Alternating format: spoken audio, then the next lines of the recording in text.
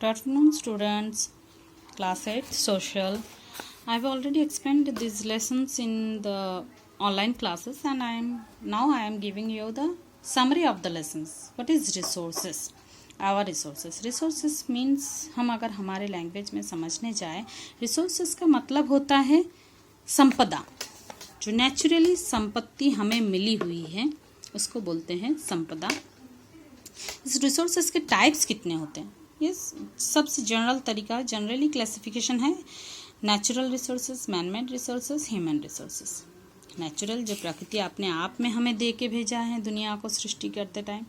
Manmade resources जो इंसानों ने डेवलप करने के साथ साथ अपने कुछ रिसोर्सेज को बनाया। ह्यूमन रिसोर्सेज जो ह्यूमन्स के पास है, ह्यूमन्स के ऑलरेडी ह्यूमन जब मतलब बर्थ होते हैं, ह्यूमन बर्थ होते हैं, तब ये रिसोर्सेज उनके पास आते हैं। ये भी गॉड गिफ्टेड, एक्चुअली ये भी गॉड गिफ्टेड होते हैं, कुछ मैनमेड भी होते हैं।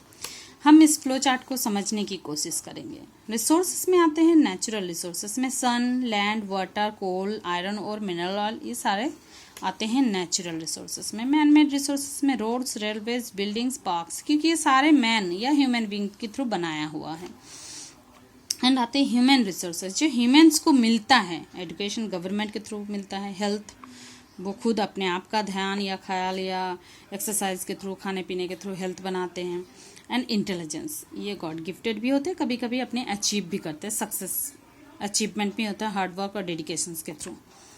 तो ये 3 टाइप के रिसोर्सेज हैं, 3 टाइप्स के, natural resources, manmade resources, human resources. Okay, अब नेचुरल रिसोर्स के भी हम 4 पार्ट में डिवाइड कर सकते हैं। We can see here on the basis of the development, on the basis of origin, on the basis of renewability, on the basis of distribution. Development में क्या आता है?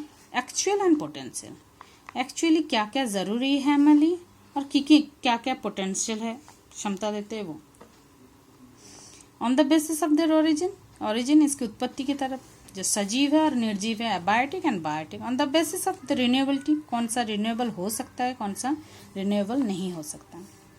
On the basis of other distribution, किसको distribute कैसे किया गया है, natures ने डिस्ट्रीब्यूट। ऐसा तो है नहीं कि आयरन और जहाँ पे मिलता है, सपोज आयरन मिलता है उड़ीसा, झारखंड, बिहार या बंगाल, इस एरिया में, लेकिन वहाँ पे कॉपर नहीं मिलता।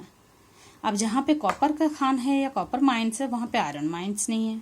मतलब ये डिस्ट्रीब्यूशंस के ऊपर है, प्रकृति ने अलग अलग जगहों पे अलग अलग चीज़ों को डिस्ट्रीब्यूट कर रखा है।